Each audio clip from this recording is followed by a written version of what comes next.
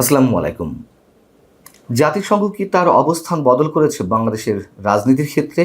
জাতিসংঘ কি এখন আওয়ামী লীগের পক্ষে কথা বলছে?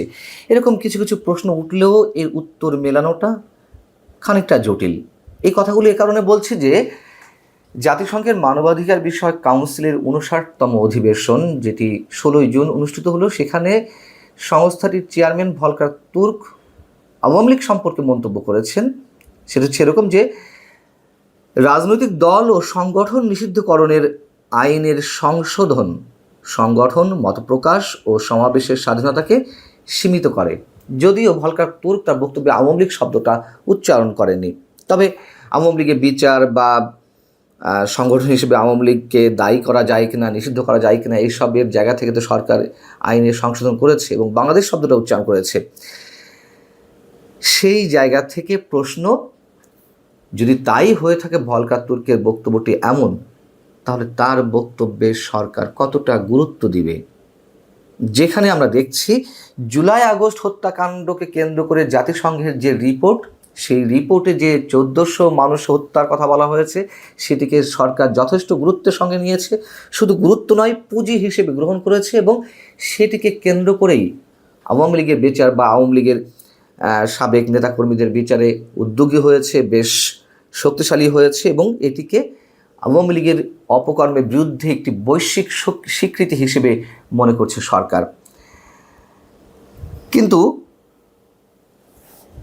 এই ধরনের মন্তব্য, ওই যে রিপোর্টটি জাতিসংঘ দিয়েছিল, সেই রিপোর্টের শেষাংশেও কিন্তু বলা ছিল যে জাতিসংঘ তাই বলে কোনো রাজনৈতিক সংগঠনকে নিষিদ্ধের পক্ষে মত ব্যক্ত করে না। সরকার সেদিকে তাকায়নি। আবার ভলকার তুর্ক যে বক্তব্যটি দিলেন, সেটি সরকারকে খানিকটা চাপের মুখে ফেলতে পারে। আমরা জানি জাতিসংঘের ভূমিকা কতটুকু কার্যকর এই বিশ্বে, তারপরও তার যে কোনো কর্মকাণ্ড বা মন্তব্য একটি বৈশ্বিক প্রভাব হিসেবে কাজ করে, এটুকু ধরে নেওয়া যায়। কিন্তু জাতিসংঘের যে বিতর্কিত অ্যাক্টিভিটিস বাংলাদেশের ক্ষেত্রে বা বিভিন্ন সময় বিভিন্ন ধরনের স্ববিরোধী মন্তব্য, সেগুলো আমাদের একটু মনে করিয়ে দেওয়া দরকার। তার কারণ আওয়ামী লীগের সময় যে একের পর এক প্রহসনের নির্বাচন অনুষ্ঠিত হয়ে আসছিল, বিশেষ করে ২০২৪ 7 জানুয়ারি নির্বাচনের আগে জাতিসংঘের যে ভূমিকা ছিল, যেই সরব উচ্চকিত তাদেরকে দেখেছিলাম একটা ফ্রি, ফেয়ার এবং ইনক্লুসিভ নির্বাচনের ক্ষেত্রে, ডক্টর ইউনূস সরকার আসার পরে এ পর্যন্ত নির্বাচন সম্পর্কে পশ্চিমা বিশ্বের অংশ হিসেবে জাতিসংঘ টু শব্দটি করেনি। বরং জাতিসংঘের বাংলাদেশস্থ যিনি আবাসিক সমন্বয়কারী গোয়েন লুইস, তিনি গত চৌঠা জুন যে মন্তব্য করেছেন সেটি আপনারা জানেন। তিনি বলেছেন যে অন্তর্ভুক্তিমূলক নির্বাচন মানে রাজনৈতিক দলের নয়, সব জনগণের অংশগ্রহণ, এবং তার এই বক্তব্যটি দেশে এবং বিদেশে যথেষ্ট সমালোচনার জন্ম দিয়েছিল। আওয়ামী লীগ নিষিদ্ধের বিষয়েও গোয়েন লুইস একটি মন্তব্য করেছিলেন, সেটি হচ্ছে যে দেশের পরিস্থিতি হিসেব করে আওয়ামী লীগের নিষিদ্ধের রাজনৈতিক সিদ্ধান্ত নিয়েছে সরকার, অতএব এ বিষয়ে তাদের কিছু বলার নেই। আবার ভলকার তুর্ক বললেন, এবং এর আগে জাতিসংঘের যে রিপোর্ট, সেই রিপোর্টেও বলা ছিল যে কোনো ধরনের কোনো রাজনৈতিক সংগঠন নিষিদ্ধকে তারা সমর্থন করে না। এখন করিডোর ইস্যুতেও তো আমরা জাতিসংঘের ভূমিকাটা জানি। যুক্তরাষ্ট্রের এজেন্ডা বাস্তবায়নের যে পথ, সেটি জাতিসংঘের মাধ্যমে তারা বাতলে নেওয়ার চেষ্টা করছে। জাতিসংঘের মহাসচিবের মুখ দিয়েই প্রথমে হিউম্যানিটেরিয়ান করিডোরের বিষয়গুলো এলো, পরবর্তীতে আবার এই গোয়েন লুইস, বাংলাদেশের তো জাতিসংঘের আবাসিক সমন্বয়কারী, তিনি আবার বললেন না, এই ধরনের কোনো কথা জাতিসংঘ বলেনি। এক এক সময় এক এক ধরনের চরিত্র বা তাদের বক্তব্য আমরা আমাদের সামনে উপস্থাপিত হতে দেখছি।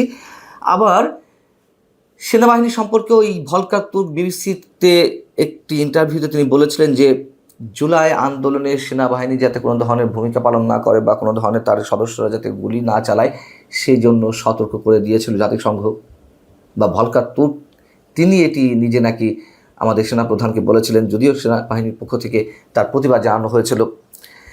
এই যে ভলকার তুর্ক যে মন্তব্যটি করেছিলেন, এটিও তিনি করতে পারেন না বা এটা করার কথাও নয়।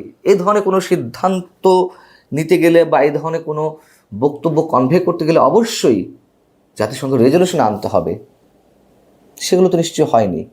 তাহলে জাতিসংঘের নানান ধরনের বক্তব্য পরস্পর বিরোধী, নিজেদের যে মন্তব্য আমরা নানান সময় হতে দেখছি।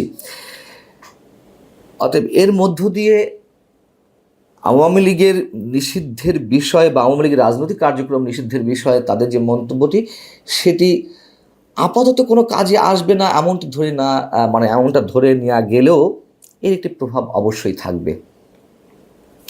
আর যে বিষয়টি একই সঙ্গে তুলে ধরা দরকার, সেটি হচ্ছে বাংলাদেশে জাতিসংঘের মানবাধিকার বিষয়ক হাই কমিশনার একটি কার্যালয় খোলার বিষয়ে ভলকার তুর্ক 16 জুন একই সময়ে তার বক্তব্যে বলেছেন যে তিনি আশা করছেন যে এই সংক্রান্ত বাংলাদেশের সঙ্গে যে চুক্তি রয়েছে সেটি খুব দ্রুত বাস্তবায়ন হবে। এটিও একটি বিতর্কিত বিষয়। এবং একটু বলে রাখি যে সরকারকে একটা চাপের মুখে রাখতেই আবার এই ধরনের মন্তব্য করেছেন কিনা রাজনৈতিক সংগঠনের কার্যক্রম নিষিদ্ধের বিষয়ে।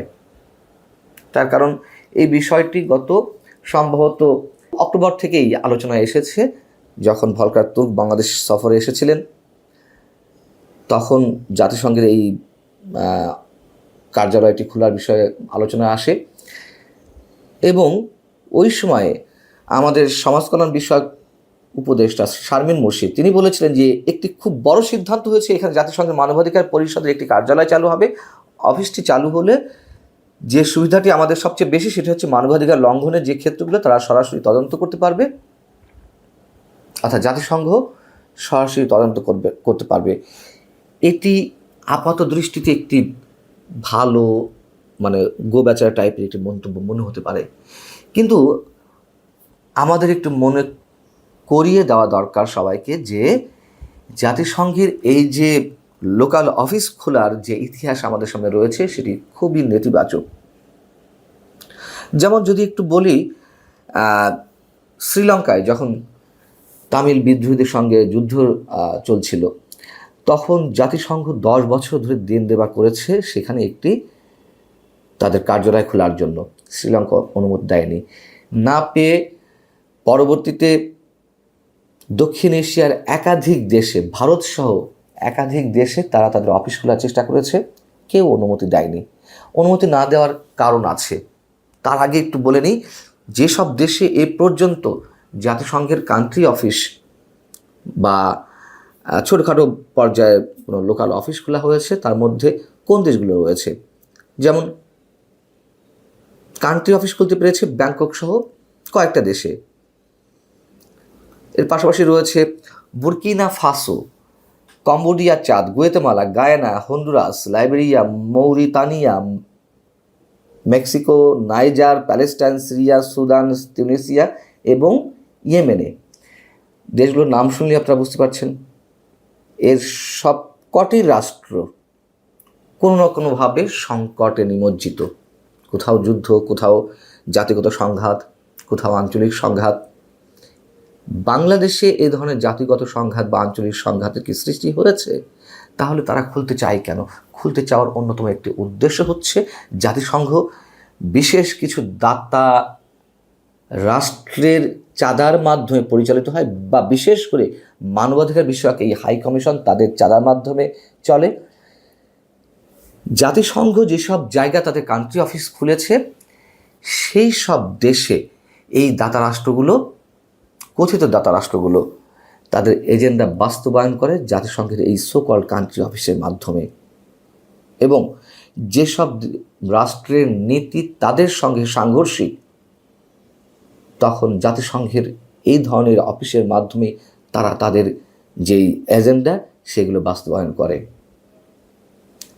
এর সাথে করিডোর ইস্যুটি রয়েছে, আমাদের মনে রাখা দরকার। এই করিডোর ইস্যু সহজে তারা ধামাচাপা দিবে না, এখান থেকে সরে আসবে না পশ্চিমা রাষ্ট্রগুলো, বিশেষ করে যুক্তরাষ্ট্র। এটুকু আমরা অবশ্যই খুবই গুরুত্বের